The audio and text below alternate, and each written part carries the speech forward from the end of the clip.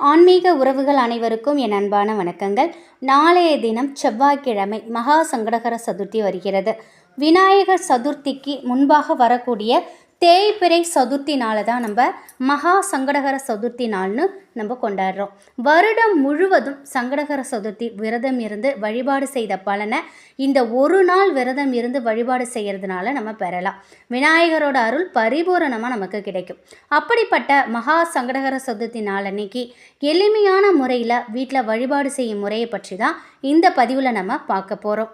முழு முதற் கடவுளும் நவ கிரகங்களின் தலைவராகவும் இருக்கிறவங்க தான் விநாயக பெருமான். அவருக்குரிய திதி சதுர்த்தி திதி. அதுலேயும் தேய்பிறையில் வரக்கூடிய சதுர்த்தியை நம்ம சங்கடகர சதுர்த்தி அப்படின்னு சொல்லுவோம். இந்த சதுர்த்தி நாளில் விரதம் இருந்து விநாயக பெருமானை வழிபாடு செய்யும் பொழுது நம்முடைய கஷ்டங்கள் அனைத்தும் தீரும். இப்படிப்பட்ட சங்கடகர சதுர்த்தியிலே ரொம்ப விசேஷமான சதுர்த்தியாக இருக்கிறது மகா சங்கடகர சதுர்த்தி. புதிதாக சங்கடகர சதுர்த்தி விரதம் இருக்க நினைக்கிறவங்க இந்த நாளில் ஆரம்பிக்கிறது நல்ல பலனை கொடுக்கும். ஒவ்வொரு மாதத்திலும் வரக்கூடிய சங்கடகர சதுர்த்தியில் விரதம் இருக்க முடியாதவங்க இந்த வருடத்திற்கு ஒரு முறை வரும் மகா சங்கடகர சதுர்த்தியை தவறாமல் நம்ம பயன்படுத்தணும் அப்படின்னா விநாயகர் அருளால் நமக்கு 16 செல்வங்களும் நம் வீடு தேடி வரும். இந்த வருடம் மகா சங்கடகர சதுர்த்தி ஆகஸ்ட் மாதம் 12ஆம் தேதி நாளைய தினம் வருகிறது. அதனால் இன்றைய நாளே வீட்டை சுத்தம் செஞ்சுக்கோங்க. ஆகஸ்ட் மாதம் 12ஆம் தேதி பிரம்ம முகூர்த்த நேரத்திலே எழுந்து சுத்தமாக குளித்து முடிச்சுட்டு வீட்டு பூஜை அறையில் தீபம் ஏற்றி வைங்க. விரதம் இருக்க ஆரம்பிங்க. விரதம் இருப்பவங்க மாலை நேரத்தில் வழிபாடு செய்யலாம்.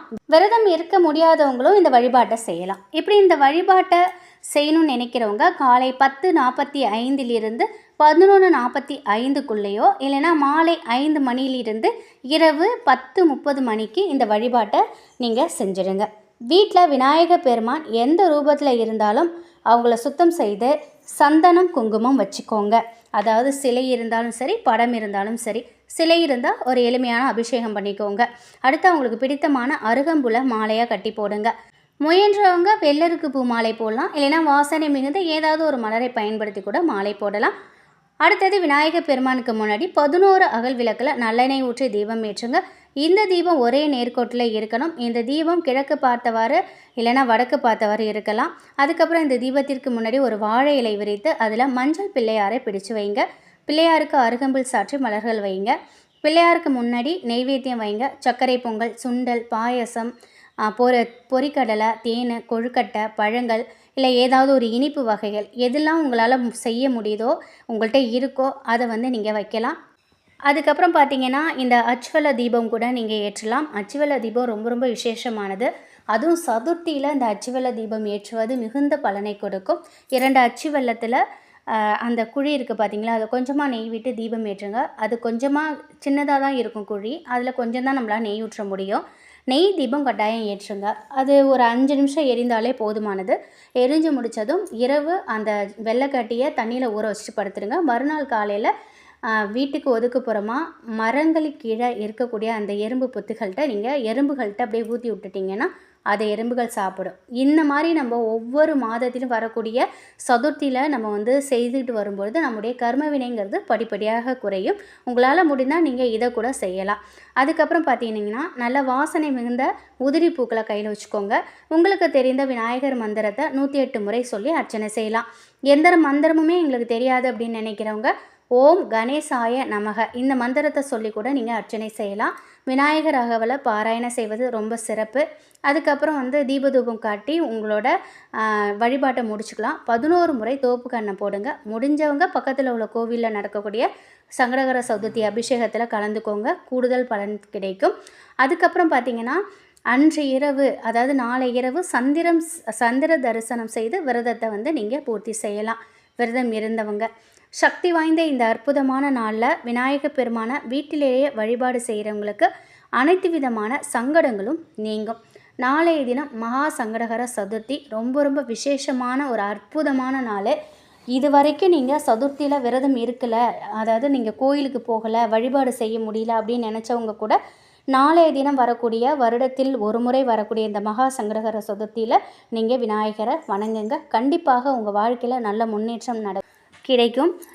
நாளைய தினம் செவ்வாய்க்கிழமை முருகப்பெருமானுக்கு உகந்த ஒரு நாள். முருகப்பெருமானை வழிபாடு செய்கிறவங்க நாளைய தினம் முருகப்பெருமானையும் விநாயகர் பெருமானையும் சேர்ந்தே நீங்கள் வழிபாடு செய்யலாம். நாளைய தினம் காலையில் 6 to 7 செவ்வாய் ஓரை, மதியம் 1 to 2 செவ்வாய் ஓரை, இரவு 8 to 9 செவ்வாய் ஓரை. காலை அல்லது மாலை இந்த செவ்வாய் ஓரையில் முருகப்பெருமானை நினைத்து வெற்றிலை தீபம் ஏற்றுங்க. வெற்றியை கொடுக்கக்கூடிய இந்த வெற்றிலை தீபம் ஒவ்வொரு வாரமும் செவ்வாய்க்கிழமையில் ஏற்றிட்டு வரும்பொழுது நம்ம வாழ்க்கையில் நல்ல ஒரு வெற்றி கிடைக்கும்.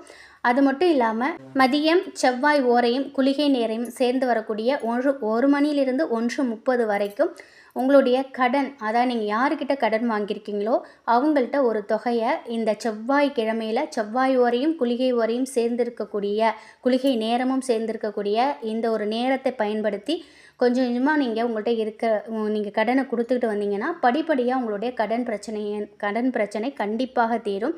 இந்த நேரத்தை பயன்படுத்திக்கோங்க. அதே போல் இந்த குளிகை நேரமும் செவ்வாய் ஓரமும் இருக்கக்கூடிய இந்த நேரத்தில் குருவிகளுக்கு, பறவைகளுக்கு நீங்கள் துவரம்பருப்பை கொஞ்சமாக தானம் பண்ணுங்கள், கொஞ்சமாக தூவி விடுங்க. அது ரொம்பவே நல்லது. நம்முடைய படிப்படியான கஷ்டத்தை, கடனை படிப்படியாக 100% அது குறைத்து கொண்டே வரும். இதை செவ்வாய்க்கிழமையில் தொடர்ந்து நீங்கள் செஞ்சுக்கிட்டு வாங்க. அடுத்து பார்த்திங்கன்னா முருகப்பெருமானுக்கும் விநாயகர் பெருமானுக்கும் உரிய இந்த செவ்வாய்க்கிழமையில் இந்த ஒரு மகா சங்கடகர சதுர்த்தி வருவதுங்கிறது சிறப்பு வாய்ந்தது. நம் வாழ்க்கையில் வெற்றி பெறணும் அப்படின்னாக்கா கண்டிப்பாக இவங்க 2 பேரையும் நம்ம வணங்கணும். அவங்களுக்குரிய அந்த நாளில் மறக்காமல் தவறாமல் வழிபாடு செய்யுங்க. எதுவுமே செய்ய முடியலைனாலும் ஒரு அருகம்புலாவது எடுத்து விநாயகருக்கு, உங்கள் வீட்டில் இருக்கக்கூடிய விநாயகருக்கு வைங்க. அதே போல் முருகப்பெருமானுக்கு செவ்வரளி பூக்களோ அல்லது செம்பருத்தி பூவோ வைத்து மனதார வணங்கிக்கோங்க. கடின உழைப்பு இருந்தால் மட்டுமே நம்மளால் முன்னேற முடியும். அந்த கடின உழைப்பில் எந்த தடையும் வராமல் வீண் விரயம் ஆகாமல் காப்பாற்றுறதுக்கு இது போன்ற வழிபாடுகள் நமக்கு கை கொடுக்கும். ஒவ்வொரு தெய்வத்திற்கும் உரிய கிழமை திதிகளில் நம்ம வணங்கும் பொழுது கூடுதலான பலன்கள்ங்கிறது நமக்கு கிடைக்கும். அதனால் மனதார உங்கள் கடின உழைப்போட முயற்சியோடு இது போன்ற வழிபாடுகளையும் செய்து பாருங்கள். நல்ல மாற்றம் உங்கள் வாழ்க்கையில் ஏற்படும். கண்டிப்பாக இந்த ஒரு தகவல் உங்களுக்கு பயனுள்ளதாக இருக்கும் அப்படின்னு நம்புகிறேன். நாளைய தினத்தை தவற விடாதீங்க. நன்றி.